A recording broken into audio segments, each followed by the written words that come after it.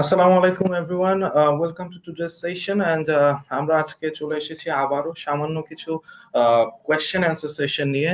এবং আমরা আজকে যে ব্যাপারটা নিয়ে কথা বলতে যাব সেটা হচ্ছে আমাদের কাছে প্রায় অনেকগুলো ফ্রিকুয়েন্টলি আস্ক কোয়েশ্চেন্স থাকে, মানে যেগুলো সবাই প্রায় কম বেশি জিজ্ঞাসা করে থাকেন, এবং কোয়েশ্চেনগুলোর স্ট্রাকচার বা বেস প্রায় একই রকমের। তো আমরা আজকে চেষ্টা করব যে কোয়েশ্চেনগুলো আমরা পাই সেগুলো একসাথে এনলিস্ট করে সেগুলো অ্যান্সার দেওয়ার জন্য। এবং অ্যান্সার দেওয়ার জন্য আমাদের সাথে রয়েছেন আমাদের ভেরি ওন, আমাদের অতি প্রিয় রফিকুল হক ভাইয়া।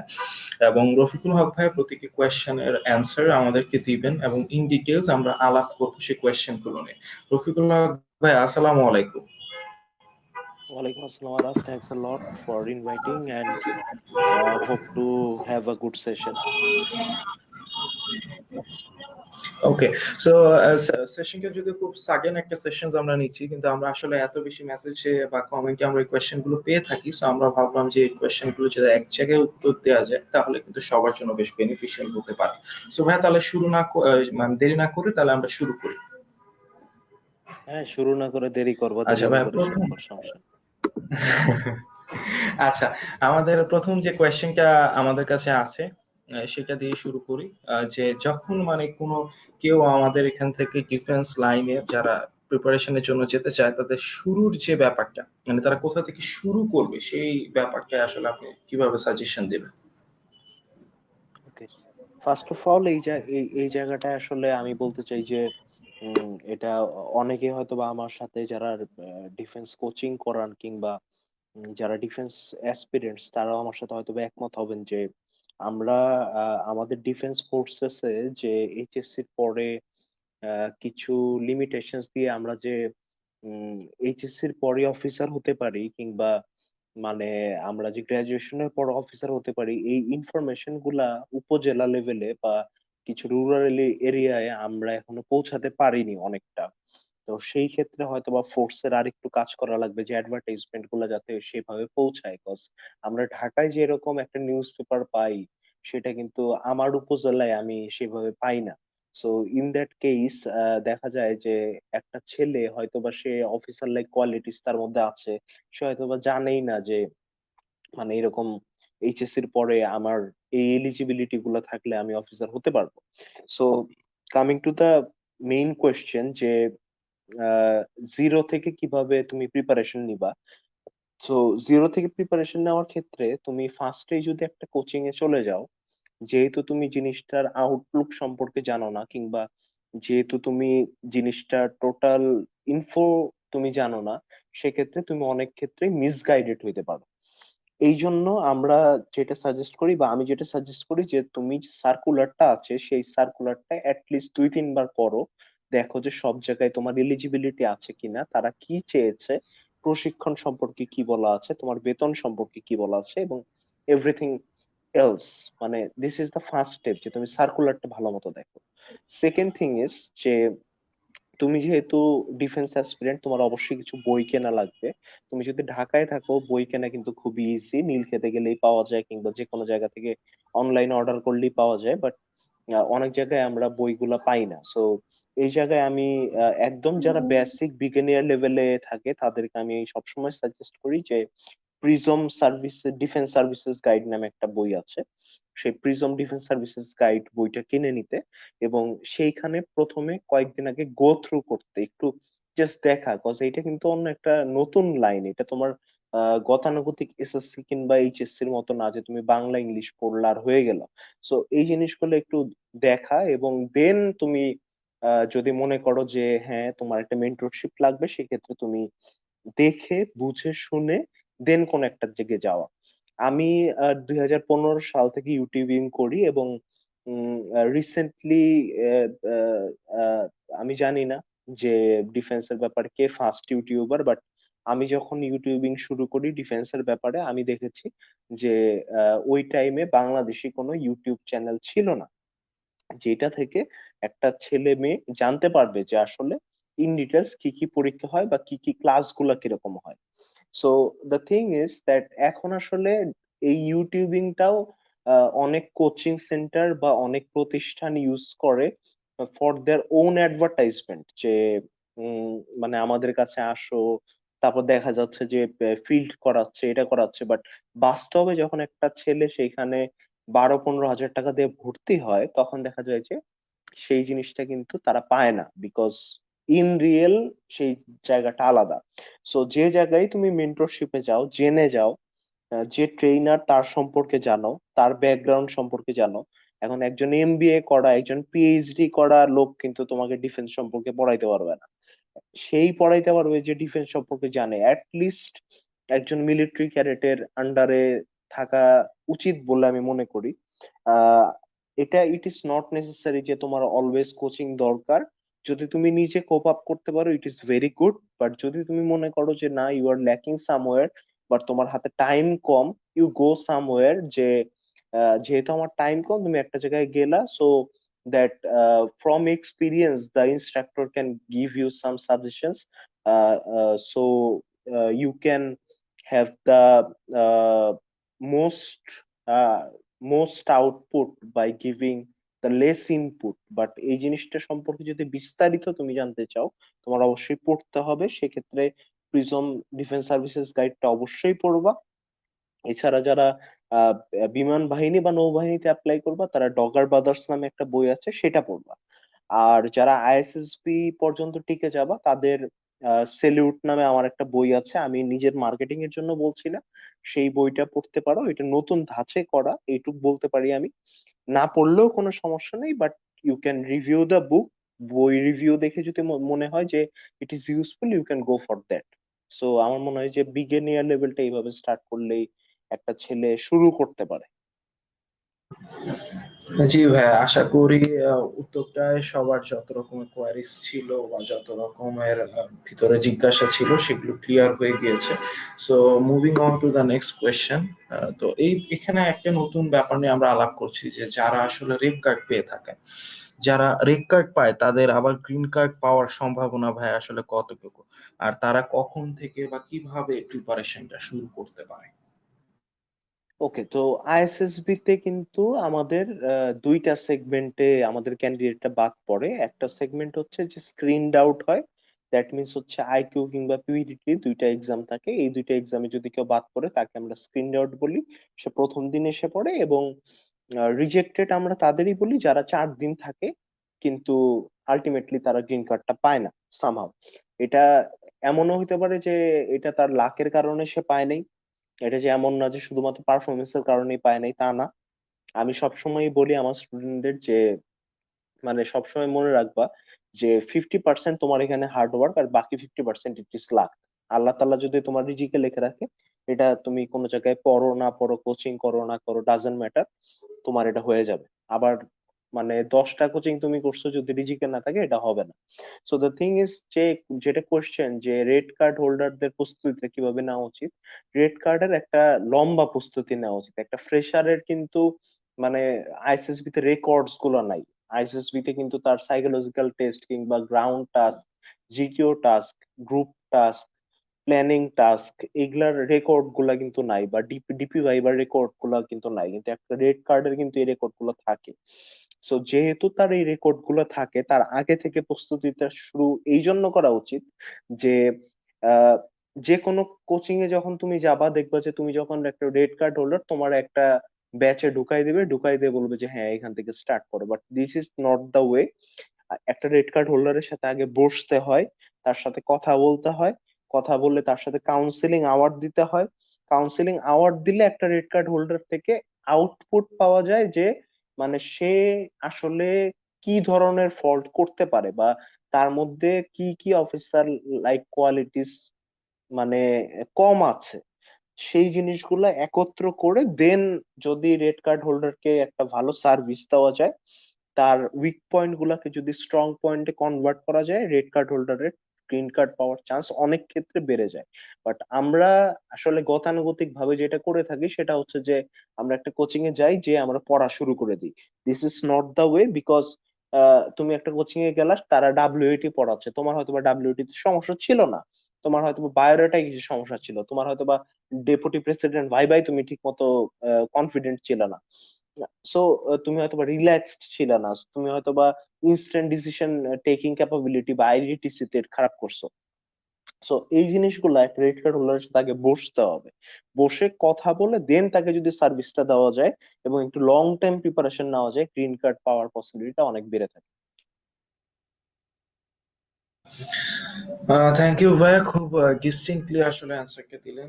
আশা করি সবার কোয়ারিজ গুলো এই কোয়েশ্চেনে ক্লিয়ার হয়ে যাবে রিলেটেড। সো এর পরের কোয়েশ্চেনে যাই তাহলে ভাইয়া। পরের কোয়েশ্চেনটা হচ্ছে আইএসএসবি রিলেটেড, যে আইএসএসবি তে যে সাইকোলজি টেস্ট হয় সেটার গুরুত্ব বেশি নাকি গ্রাউন্ড টাস্ক গুলোর গুরুত্ব বা ইম্পর্টেন্সটা বেশি? ওকে, এই যে এটা খুব একটা ইন্টারেস্টিং কোয়েশ্চেন, যে এই কোয়েশ্চেনটা করছে খুবই মানে ইন্টেলিজেন্ট পার্সন। সো আমি বলবো যে আইএসএসবি তোমাকে কয়টা দিক থেকে জাজ করে সেটা আগে জানো। আইএসএসবির একটা ভিডিও আছে ইউটিউবে, সেটা যদি তোমরা দেখো, আইএসএসবি নিজেই বলে দিচ্ছে যে দে আর জাজিং you from three different sides. Number one is environmental, number two is psychological, and number three is physical. So এই তিনটা ব্যাপার থেকে কিন্তু সে জাজ করছে। Whereas the environmental sector is also somewhere related to the psychological sector. So psychological সেক্টরটা এই জায়গায় কিন্তু একটু বেশি বড় rather than the ground task. কিন্তু আমরা দেখি যে মানে বিভিন্ন প্রতিষ্ঠান যেটা করে যে গ্রাউন্ড টাস্কটাকে তারা বেশি ফোকাস করে, বিকজ এই জিনিসটা ফোকাস করার মতো একটা জায়গা। আমি দেখাইতে পারতেছি যে এই দেখো আমার পিছে হচ্ছে 20 জন গ্রাউন্ড করতেছে, 10 জন শাউট করতেছে। বেসিক্যালি বাংলাদেশে মানে বাংলাদেশের কোনো জায়গাতেই আইএসএসবি স্ট্যান্ডার্ড কোনো গ্রাউন্ড নাই, এবং আইএসএসবি স্ট্যান্ডার্ড গ্রাউন্ড এখন পর্যন্ত কেউ বানায়নি আমার দেখা মতে, টোটালি কেউ বানায়নি। আইএসএসবি গ্রাউন্ড তাহলে কি হয়, বিভিন্ন প্রতিষ্ঠানে তারা যেটা করে সেটা হচ্ছে যে তুমি যাবা, যা একটু দৌড়াদৌড়ি করবা, শাউটিং করবে, এতেই হয়ে যাবে। ISSB ground is not about shouting, or our ISSB ground is not about giving punishment. It is about the strategy you are making. It is about the planning you are making. It is about the execution you are taking. তুমি কিভাবে plan করতেছো গ্রাউন্ডটা নিয়ে আগানোর, কিভাবে execution করতেছো।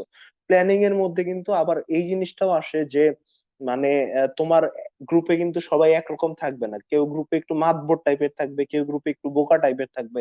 তো একটু কেউ মাতবরি করতেছে, তাকে কিভাবে তুমি কনভিন্স করে তোমার দিকে আনতে পারতেছো। সব কাজ যে তুমি একাই করা লাগবে, অনেক জায়গায় আমরা দেখি অনেক কোচিং সেন্টারে বলা হয় যে মানে তুমি সব জায়গায় লিড দিবা। দেয়ার ইজ নাথিং, মানে আইসিএসবি তে কোথাও বলে নাই যে তোমার সব জায়গায় লিড দিতে হবে, এক্সটেম্পোর স্পিচে তোমার হাত তুলে সবার আগে বলতে হবে, তোমার গ্রুপ ডিসকাশনে তোমার সবচেয়ে বেশি কথা বলতে হবে। নো, যারা গ্রিন কার্ড পায় তারা কখনোই সব জায়গায় এই লিড দিতে যায় না। এটা একটা ভুল কনসেপশন, এবং এই কনসেপশন গুলো আমি মনে করি যে শুধুমাত্র আমাদের না, যারা প্রতিষ্ঠান রয়েছে সেই প্রতিষ্ঠানেরও একটু জরুরি এটা এই কনসেপ্ট গুলো দূর করার। And regarding the psychological part, একটা জিনিস চিন্তা করো যে আমি সবসময় বলি এই কথাটা যে তুমি যদি এখন 10টা পুশ আপ দিতে পারো, তোমাকে যদি একটু পুশ করা হয় কালকে তুমি 12টা দিতে পারবা, এক সপ্তাহ পরে তুমি 15টা দিতে পারবা, তার 2 সপ্তাহ পরে তুমি 20টা দিতে পারবা। মানে গ্রাউন্ডের যে ব্যাপারগুলা বা তোমার ফিজিক্যাল যে ব্যাপারগুলো, এগুলো কিন্তু ভেরিয়েবল, এগুলো চেঞ্জ করা যায়। তুমি যদি 10 দিন ঘুমায় থাকো তুমি আমার মতো ফুলে যাবা, আবার আমি যদি 10 দিন এখন একটু দৌড়াদৌড়ি করি আমার আবার কিন্তু একটু ভালো লাগবে। সো এটা কিন্তু মানে ভেরিয়েবল, বাট মানে psychology is a constant thing. মনস্তাত্ত্বিক ব্যাপার একটা কনস্ট্যান্ট ব্যাপার। আমি যদি চিন্তা করি অলওয়েজ যে মানে পরীক্ষা আসলে আমার খালি একটা দুশ্চিন্তা হয়, I am anxious about my examinations, then it is bad habit of my psychology. আমি যদি কোনো কিছু ইজিলি অ্যাডাপ্ট করতে না পারি, আমি যদি রাস্তায় দাঁড়ায় ধুলাটা অ্যাডাপ্ট করতে না পারি, it is one kind of failure to my adaptability. বাস তুমি অফিসার হবা, তোমার মাটি কাটা লাগবে, তোমার কমান্ডো দেওয়া লাগবে। আমরা সবসময় খালি ওই অফিসারদের বিভিন্ন ভিডিও দেখে আমরা মনে করি যে এটা খুব ইজি এন্ড মানে এখানে গেলেই হচ্ছে জাস্ট সম্মান পাওয়া যায়। বাট ভিতরে তুমি যদি মিলিটারি একাডেমিতে একদিন কাটাও, মানে তোমার কাছে মনে হবে যে সিভিল লাইফের 1000 দিনের সমান তুমি কাটায় ফেলছো, এত টাফ মিলিটারি একাডেমি। বাট এমন না, বাই দা ওয়ে, এমন না যে মিলিটারি একাডেমি থেকে কেউ মানে অফিসার হয় নাই, সবাই অফিসার হয়েছে। But regarding the psychology and ground part, I always prefer psychology, because এই জায়গাটায় ছেলে পেলে কনফিউজড থাকে, এবং এই জায়গাটায় ছেলে পেলেরা আরো কনফিউজড করে দেয় অনেকে। কিভাবে? যে ডেপুটি প্রেসিডেন্ট ভাইবে গেলেই তোমার সেক্সুয়াল রিলেটেড কোশ্চেন আস করবে। No, nothing. এরকম অনেক এক্সাম্পল আছে। 90% of the deputy president vivas are taken by the biodatas and the self assessment, the self criticism that you are writing। মানে কোশ্চেনই হয় হচ্ছে তুমি যে এখান থেকে মানে যা দিচ্ছ, ইনপুট দিচ্ছ সেইখান থেকে। সো তোমার জানতে হবে যে আইএসএসবি আসলে কি চাচ্ছে। তুমি যদি একটা মেয়েকে প্রপোজ করতে যাও, তুমি যদি না জানো যে সে চকলেট ভালোবাসে না ফুল ভালোবাসে, ধরো মেয়েটা চকলেট ভালোবাসে, বাট তুমি তারে মানে চকলেট না দিয়ে ধরো মোয়া মুড়ি এগুলা কিনে দিলা, মেয়েটা কিন্তু তোমার প্রপোজাল রিজেক্ট করে দিবে। Same goes for ISSB. মানে একটা ছোট্ট এক্সাম্পল দিচ্ছি, তুমি যদি নিজেই না জানো যে আইএসএসবি কি চায়, তাহলে তো তুমি আসলে মানে কনফিউজ থাকবে, এবং এই প্রতিষ্ঠানগুলো তো তোমাকে আরো কনফিউজ করবে বাই গিভিং যে গ্রাউন্ড। হ্যাঁ, গ্রাউন্ড ইম্পর্টেন্ট, আমি না করতেছি না, ground obviously important, but if you consider যে ground and psychology, I would prefer যে আগে তুমি সাইকোলজিক্যাল পার্ট ঠিক করো, then you go for the ground. Because তুমি সাইকোলজিক্যাল পার্ট ঠিক না করে তুমি গ্রাউন্ডে যত ভালোই করো, you are not going to be a soldier, you are going to be an officer. So your psychology should be like an officer.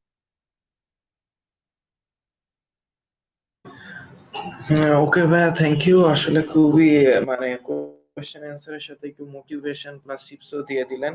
ধন্যবাদ শেখার জন্য। তো আমরা তাহলে নেক্সট কোয়েশ্চেনে মুভ করতে পারি আই গেস। Next sure. কোয়েশ্চেনটা এরকম যে আপনি যে প্রাইভেট কেয়ারের কথাটা বললেন আর কি, এটা আসলে কি, বা মূলধারার কোচিং এর সাথে এটার পার্থক্য বা ডিফারেন্সটা কোথায় আসলে?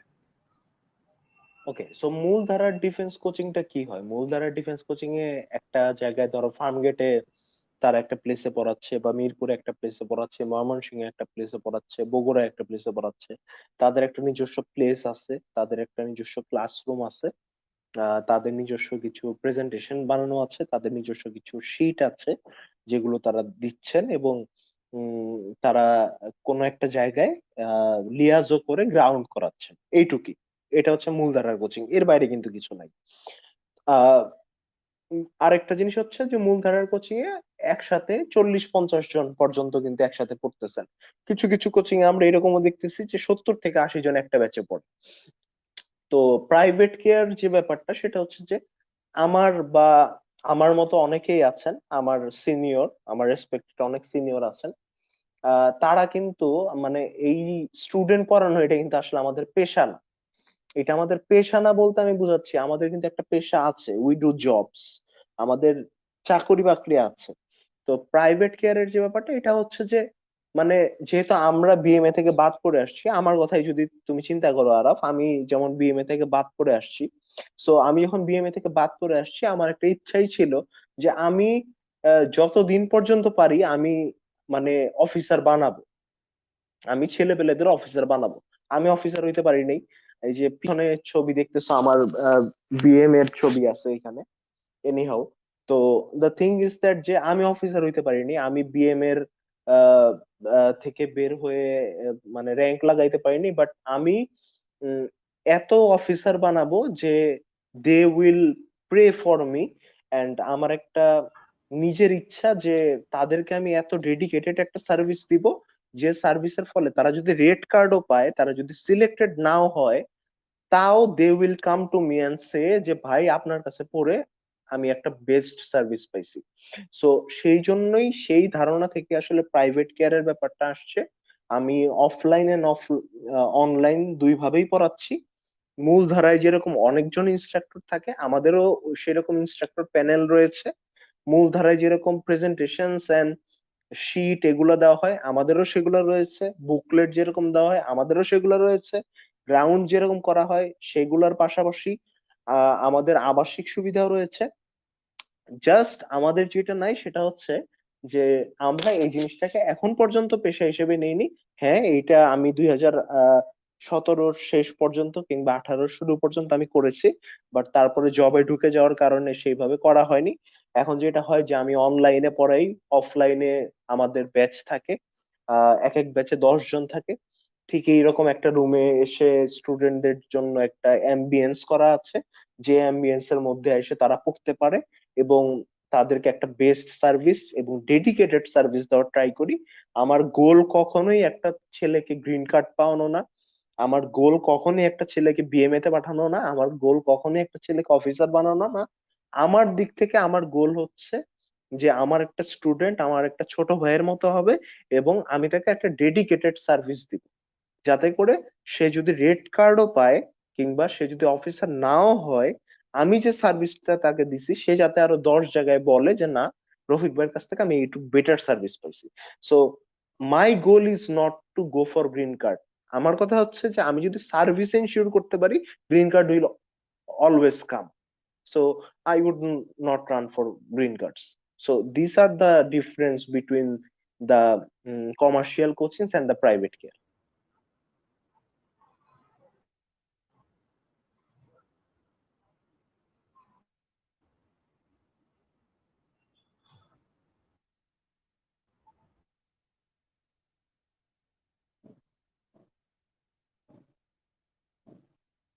If I think we should move on the next question.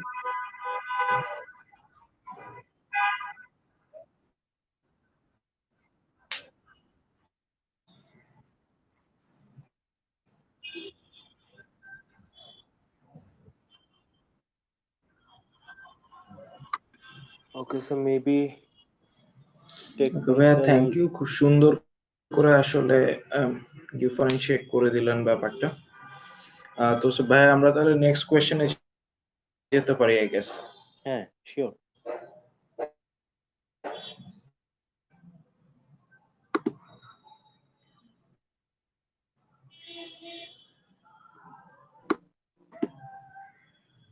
ওকে, আমি এমনিতেও কোশ্চেনটা দেখতে পাচ্ছি যে জি ভাই, আইএসএসবি।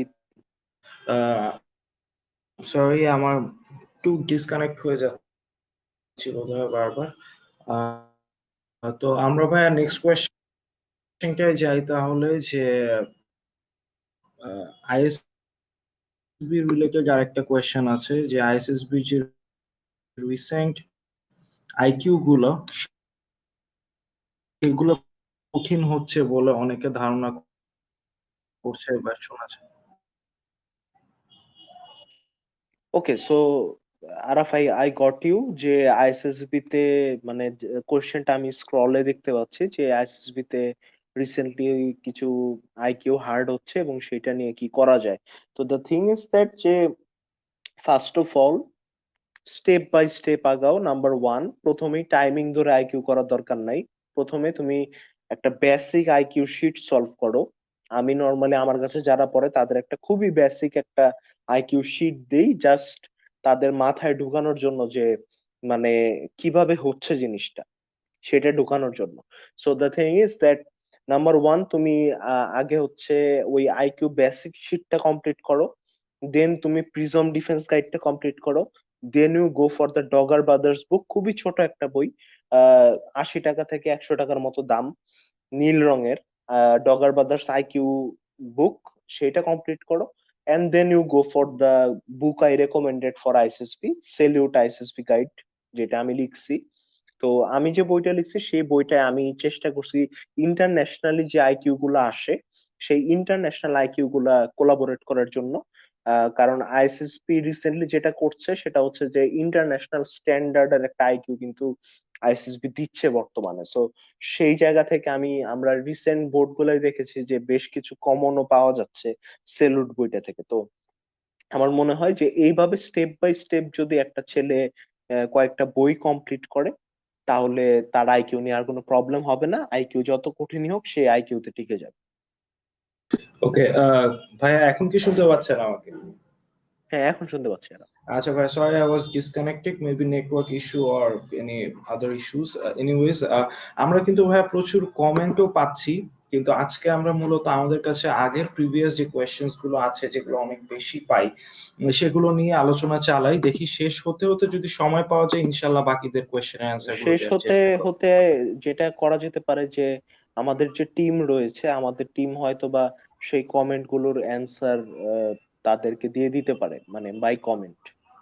জি, সেটাও পারে, বা ইনবক্সে যদি সেটা মেসেজটা ফরওয়ার্ড করে দেয়। এনিওয়েজ আমাদের রাইট। হাতে যে কোয়েশ্চেন্স গুলো আছে সেগুলো আমরা আগে শেষ করে ফেলি।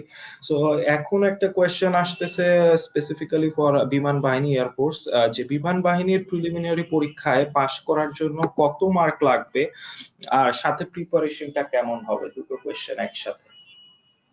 ওকে, so the thing is that বিমান বাহিনীতে কিন্তু আগে যেটা ছিল সেটা হচ্ছে বিমান বাহিনীতে শুধুমাত্র আইকিউ এবং ইংলিশ এই দুইটার উপর এক্সামিনেশন হতো। বর্তমানে দেখা যাচ্ছে যে বিমান বাহিনীতে কিন্তু আইকিউ এবং ইংলিশ এই দুইটা ছাড়াও ব্রাঞ্চ অনুসারে, যদি তুমি সায়েন্সের স্টুডেন্ট হও, তুমি যদি জিডিপি বা পাইলট বা এডিডব্লিউসি বা এটিসি, এরকম কিছু ব্রাঞ্চ আছে, ইঞ্জিনিয়ারিং ব্রাঞ্চ, এই ব্রাঞ্চগুলো যদি তুমি চুজ করো, আরাফ I think you should mute. তো এই ব্রাঞ্চগুলো যদি তুমি চুজ করো তাহলে যেটা হবে সেটা হচ্ছে যে তাহলে তোমাকে আইকিউ এবং ইংলিশ এই দুইটাই 100 মার্কের পরীক্ষা দেওয়ার পর 50 মার্কের আর একটা এক্সাম দিতে হবে, যেটা হবে ম্যাথমেটিক্স এর উপর এবং ফিজিক্স এর উপর। সো যদি তুমি সায়েন্সের হও সেক্ষেত্রে কিন্তু তোমার ম্যাথ এবং ফিজিক্স এই দুইটা জিনিসের দরকার। এখন ম্যাথ এবং ফিজিক্স তুমি কোন বইটা ফলো করবা? নর্মালি 11-12 এর যে বেসিক বইগুলা সেই বইগুলা ফলো করলেই হয়ে যায়। এখন প্রিপারেশনটা তুমি কিভাবে নিবা? প্রথমে আইকিউ করো, ইংলিশটা সিকিউর করো, দেন তুমি ফিজিক্স এবং ম্যাথ এই দুইটা করো। এখন ফিজিক্স এবং ম্যাথ তুমি কতটুক করবা সেটার একটা নির্দিষ্ট সিলেবাস আছে। সেই সিলেবাসটা কিন্তু বিমান বাহিনী ডিরেক্টলি বলে না, বাট আমরা যখন পড়াই আমরা ওই সিলেবাসটা ধরে পড়াই। সো ওই সিলেবাসটা তোমার জানা লাগবে। যেমন ধরো ফিজিক্সের ক্ষেত্রে তোমার গতি থেকে কোশ্চেন আসতে পারে। গতি থেকে কি কোশ্চেন আসতে পারে? যে নিউটনের গতি সংক্রান্ত সূত্রগুলো আহ, মধ্যে এমসিকিউ দিল তোমাকে, যে কোনটি নিউটনের গতিসূত্র নয়। এর মধ্যে মনে করো যে 4টা অপশন দিলে এর মধ্যে একটা হচ্ছে কারেক্ট। হ্যাঁ, তো এইরকম কিন্তু কোশ্চেন আসতে পারে। তারপর কোশ্চেন আসতে পারে যে মাত্রা, যে সময়ের মাত্রা কি, তো বড় হাতের টি। তো তোমাকে এমসিকিউ দিবে কিন্তু তারা। ম্যাথের ক্ষেত্রেও কিন্তু সেম, তারা খুবই বেসিক কোশ্চেন করে কিন্তু মানে কোত্থেকে করলো, ওই যে পারমুটেশন থেকে কোশ্চেন করলো, কিংবা ধরো মূলদ সংখ্যা অমূলদ সংখ্যা থেকে যে কোনটি মূলদ সংখ্যা তোমাকে এমসিকিউ দিল। তো এই জিনিসগুলো তোমার পড়া লাগবে। ব্লাইন্ডলি না পড়ে তুমি যদি একটু গাইডেন্স নিয়ে পড়ো আমার মনে হয় সেটা better. It is high time that for air force and navy, হ্যাঁ, যদি আমরা একটু গাইডেন্স নিয়ে পড়ি এবং লাস্ট মোমেন্টে ধরো 3-4 দিন আগে যদি একটা ভালো সাজেশন পাওয়া যায়, আমি পার্সোনালি আমার স্টুডেন্টদের সাজেশন দিই। এটা যদি ডিজিএফআই বা আর্মি বা এয়ারফোর্স এর কেউ দেখে থাকেন, I humbly say to you, আমি আমার স্টুডেন্টদের সাজেশন দিয়ে থাকি। দ্যাট ইজ নট আমি কোশ্চেন লিক করতেছি, দ্যাট ইজ 8 বছর ধরে আমি পড়াই। 8 বছর ধরে পড়ানোর ফলে আমার নিজের একটা জ্ঞান আছে যে কোত্থেকে বা কোন প্যাটার্নে কোশ্চেন্স গুলো হতে পারে, সেই আঙ্গিকে আমি সাজেশন দিয়ে থাকি। এবং এই জিনিসটা আমি ভ্যালিড বলে মনে করি। কজ মানে এইরকম না যে একটা সাজেশনের উপরেই বা আমি সাজেশন বিক্রি করতেছি যে 200 টাকা করে সাজেশন বিক্রি করছি, নো। আমি আগে একটা স্টুডেন্টকে কিন্তু টপ টু বটম পড়াচ্ছি, then I am giving him a suggestion যে লাস্ট মোমেন্টে তুমি জাস্ট এইটুক পড়ে যাও। সো যে যারাই বিমান বাহিনী বা তে এক্সাম দিবা বা নৌবাহিনীতে এক্সাম দিবা, তাদের একটা পোর্শন হচ্ছে যে তুমি আইকিউটা আগে ভালো মতো করো বেসিক লেভেলের। ইংলিশটা তো তুমি এইচএসসি তে করতেছই নর্মাল, ফিজিক্স ম্যাথটা করবা। আর যদি তুমি অ্যাডমিন কিংবা ফিনান্স ব্রাঞ্চে দাও সেক্ষেত্রে তোমার যে সায়েন্সের পরীক্ষা এগুলো দেওয়া লাগবে না, জেনারেল নলেজ এক্সামটা তোমার দেওয়া লাগবে, সাধারণ জ্ঞান দেওয়া লাগবে। সাধারণ জ্ঞানেরও কিছু ভাগ আছে, যেমন ধরো সাম্প্রতিক, তারপর বাংলাদেশ, ইন্টারন্যাশনাল, তারপর তোমার অ্যাব্রিভিয়েশন, এরকম কিন্তু নির্দিষ্ট কিছু 8টা 9টা ক্যাটাগরি আছে, সেই ক্যাটাগরি গুলো তোমার জানতে হবে। এবং সেই ক্যাটাগরি গুলো যখন জানবা, মানে বিসিএস এর যেমন একটা ব্যাপার আছে যে বিসিএস এ যারা চান্স পায় তারা কিন্তু সবসময় একটা কথা বলে যে তুমি যখন বিসিএস পরীক্ষা দিচ্ছ তখন কি পড়া লাগবে তার থেকে বেশি তোমার দেখা লাগবে যে কি পড়া লাগবে না। ডিফেন্সের ক্ষেত্রেও এখন বিমান বাহিনীর ক্ষেত্রে জিনিসটা সেম। তোমার আগে জানা লাগবে যে তোমার কি পড়া লাগবে, নাইলে দেখা গেল যে তুমি মানে সারাদিন পড়তেছো বাট ওইগুলা আসেই না, এটা কিন্তু waste of time. So that is a part. আর সেকেন্ড পার্ট যেটা, যে একটা কোশ্চেন মেবি তোমরা করছিলা যে কত মার্কস পেতে হয়, এটা আসলে ডিপেন্ড করে। ধরো একদিন ক্যান্ডিডেট গেল 500, ওই 500-র মধ্যে খুব কোয়ালিটিফুল ক্যান্ডিডেট গেল সেই দিন, কাট অফ মার্ক বা যে মার্কে টিকতে হবে, দেখা গেল যে 150-র মধ্যে সেদিন 120 লাগলো। আবার আরেকদিন দেখা গেল যে 90 জন এক্সাম দিতে গেছে, সেদিন দেখা গেল যে তোমার কথার কথা ধরো 100-র মধ্যে 60 হলেই হয়ে যায়। সো এটা ডিপেন্ড করে ডে টু ডে। এইটুক তুমি রিজিকের উপর ছেড়ে দাও যে মার্ক কত লাগে, সেটা তোমার দেখার দরকার নাই, তুমি তোমার বেস্ট ট্রাইটা দেওয়ার চেষ্টা করবে। That's it. থ্যাংক ইউ ভাইয়া, আশা করি কোয়েশ্চেনের অ্যান্সারটা সবাই বুঝতে পেরেছে বা কোয়ারিটা ক্লিয়ার হয়েছে। সো এখন একটু গ্রাউন্ড রিলেটেড কিছু কোয়েশ্চেন, একটা কোয়েশ্চেন আছে হাতে, দেখি সেটা পড়া যায় কিনা। যে কোয়েশ্চেনটা হচ্ছে এরকম যে অনেকেরই চিন আপ দেওয়ার ব্যাপারে একটু সমস্যা হয়ে থাকে, চিন আপ দিতে সমস্যা হয়, সেক্ষেত্রে ভাই আপনার টিপস বা সাজেশন কি হতে পারে? চিন আপ দেওয়ার ক্ষেত্রে মানে চিন আপে অনেকেরই প্রবলেম হয়, আমাদেরও অনেক স্টুডেন্ট এসে বলে যে ভাইয়া চিন আপ দিতে পারি না। সো যা থিং ইজ দ্যাট যে আইএসএসবি গ্রাউন্ডে চিন up is important. At the same time চিন আপ দেওয়ার মানে ফার্স্টে যদি তুমি চিন আপ দেওয়ার চেষ্টা করো, আমরা কিন্তু বিএমএ তে ফার্স্টেই চিন আপ দিতাম না। আমাদের বিএমএ তে ফার্স্টে মনে করো 2 সপ্তাহ আমাদের মাসেল স্ট্রং করাইতো। Muscle strong in terms of ধরো এই যে হাতের যে মাসেল গুলো, এই মাসেল গুলা স্ট্রং করাইতো। এই মাসেল গুলা স্ট্রং হইলে then we go for chin up. এগুলোর তো নিয়ম আছে কিছু। এই খালি গ্রাউন্ডে যায় খালি পোলাপান্ডে দাবড়াইলে তো হবে না, নিয়ম অনুযায়ী করতে হবে। সো যারা একাডেমিতে যায় তারা জানে যে কিছু নিয়ম আছে। এবং একাডেমিতে মানে আমি যখন একাডেমিতে গেছি আমি 20টা পুশ আপ দিতে পারতাম, বাট আমি যখন একাডেমি থেকে বের হইছি আমি কম মানে প্রায় 50টা করে, কিন্তু 5 সেটে 250 পুশ আপ দেওয়া আমার জন্য কোনো ব্যাপার ছিল না। কজ একাডেমিতে আমার রেসপেক্টেড স্যাররা, আমার রেসপেক্টেড এনসিও ইনস্ট্রাক্টর যারা ছিল তারা কিন্তু আমাকে ওইভাবে তৈরি করছে। সো এই জিনিসটাই আমি বারবার বলতে চাই যে ধাম ধুম করে কিন্তু জাস্ট গ্রাউন্ডে যায় দৌড়াইলেই হয়ে যাবে না। চিন আপ দেওয়ার জন্য তোমার সবার আগে এই মাসেলটা স্ট্রং করতে হবে। মাসেলটা স্ট্রং করার জন্য যেটা দরকার সেটা হচ্ছে তুমি পুশ আপস দাও। যদি 10টা পুশ আপ পারো, পরের দিন 20টা দিতে যাও না। হাত ব্যথায় তুমি সেকেন্ডে কিছুই করতে পারবা না। 10টা পুশ আপ দিছো, নেক্সট দিন তুমি 12টা পুশ আপ দাও, তারপরের দিন তুমি 14টা পুশ আপ দাও। পাশাপাশি রাতের বেলা একটা কাজ করো, সেটা হচ্ছে একটা বাটিতে ছোলা আছে না, ছোলা ভিজায় রাখো, কাঁচা ছোলা। এই কাঁচা ছোলাটা সকালবেলা পানিটা ফেলে দিবা, ফেলে দিয়ে কাঁচা ছোলাটা খাবা। এই জিনিসগুলা কিন্তু তোমার মানে কার্বোহাইড্রেট থাকে, তোমার শরীরে লাগে। হুম তারপর তোমার যদি ওয়েট বেশি হয় 1 চামচ করে ভিনেগার খাও, জাস্ট 1 চামচ ভিনেগার খাও। তারপর পুশ আপস দাও, পুশ আপস টুস আপস দিয়ে তারপর প্ল্যাঙ্ক করো। প্ল্যাঙ্ক নামে কিন্তু একটা এক্সারসাইজ আছে, আমরা বিএমএ তে করতাম। প্ল্যাঙ্ক করো, প্ল্যাঙ্ক করে এইগুলা করে দেন তুমি যখন চিন আপে যাবা, দেখবা যে তোমার চিন আপের পারফরমেন্স কিন্তু অন্যরকম হবে। তুমি যদি মাসেল বিল্ড আপ না করে আগেই চিন আপে চলে যাও, there will be no sense. এবং এই গাইডেন্স গুলো একটা স্টুডেন্ট নর্মালি মানে অনেক কমার্শিয়াল প্রতিষ্ঠান থেকে পায় না। বিকজ আমি আসলে I regret to say with due respect, বাংলাদেশে আমি 2-3টা কোচিং সেন্টার ছাড়া বাকি যতগুলো কোচিং সেন্টার দেখছি, তারা এমবিএ টেমবিএ কইরে আইসে কোনো জায়গায় হয়তো বা চাকরি বাকরি পায় নাই, এখানে কোচিং করাইতে বসে গেছে। They have no backgrounds of military. মানে মিলিটারিতে আমাদের যে টার্মস গুলো থাকে সেই মিলিটারি টার্মস গুলাও মানে alpha bravo charlie delta echo এগুলাও বলতে পারবে না, ফক্সট্রট তো দূরের কথা। বাট মানে তারা যেটা করে যে পোলাপান ভর্তি করাই, গো ফর দ্য গ্রাউন্ড, দৌড়াও। মানে দেয়ার ইজ আ প্রসেস, এবং প্রসেস ওরিয়েন্টেড ভাবে যদি সবকিছু করা যায় জিনিসগুলা সলভ করা পসিবল। সো এগুলা নিয়ে আমি যেভাবে বললাম সেভাবে করা ট্রাই করো, বাসাতেই এটা হয়ে যাবে। You need not to go to any commercial coaching. জি ভাইয়া, থ্যাংক ইউ আবারও, আসলে খুবই মানে হেল্পফুল টিপস গুলো ছিল। আশা করি সবাই ফলো করার চেষ্টা করবে এবং এই প্রবলেমটা থেকে আশা করি তারা বের হয়ে আসতে পারবে।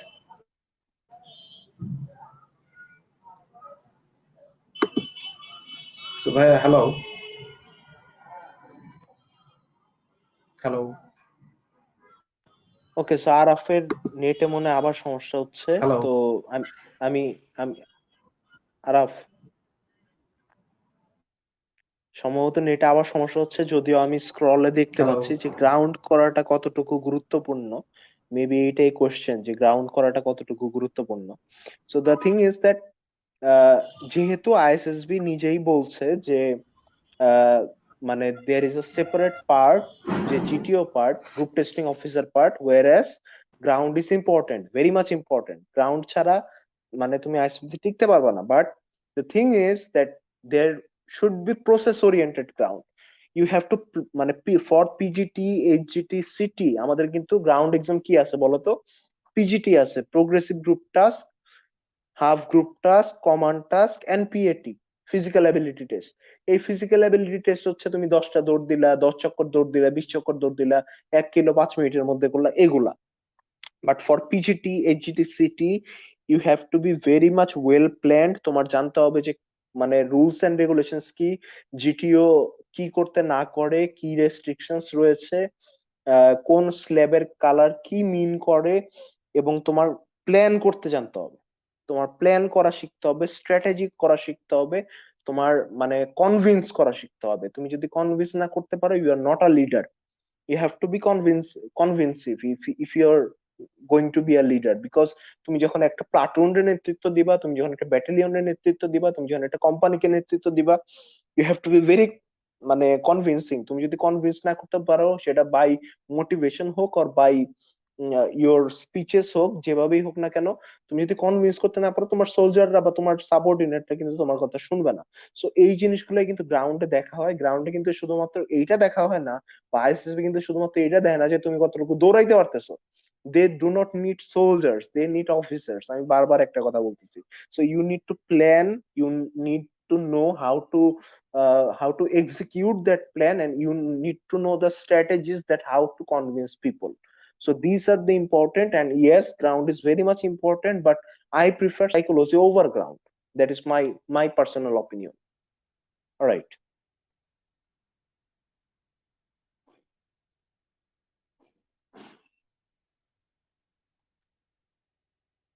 Araf, we can go for the next question.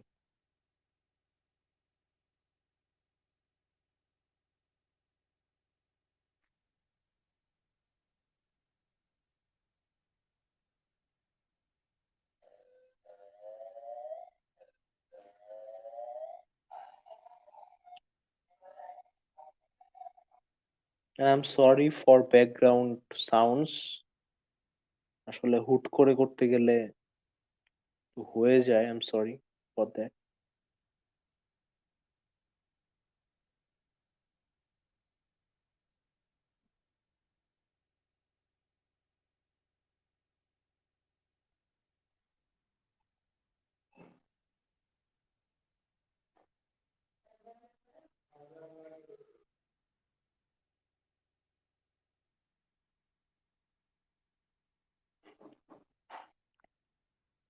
Okay, so maybe Araf has having some network issues. So the thing is that do not hesitate to contact with me, এবং আমার আমার সাথে কন্ট্যাক্ট করা অনেক সময় একটু ডিফিকাল্ট হয়ে যায়। So my managers number is given in the page. So আসলে যেহেতু ব্যস্ত থাকি, হয়তো বা সবসময় রিপ্লাই দিতে পারি না বা কল করতে পারি না। Please forgive me about that, and I will try my best to serve as as many days I can, and I think যেহেতু আমি পরবর্তী ফ্রিকোয়েন্টলি আস্ক কোশ্চেন্স গুলো পাচ্ছি না, তোমাদের যে কমেন্ট গুলো থাকবে আমরা সেগুলোর উপর হয়তো বা সামনে একটা ফ্রিকোয়েন্টলি আস্ক কোশ্চেন্স আবার ইনশাল্লাহ করতে পারি। So till then, best of luck, ভালো থাকো, সুস্থ থাকো, ফ্যামিলিকে নিয়ে ভালো থাকো, এবং মানে ইবাদত করো। ইনশাল্লাহ Allah will fulfil your dream. Best of luck. আসসালামু আলাইকুম।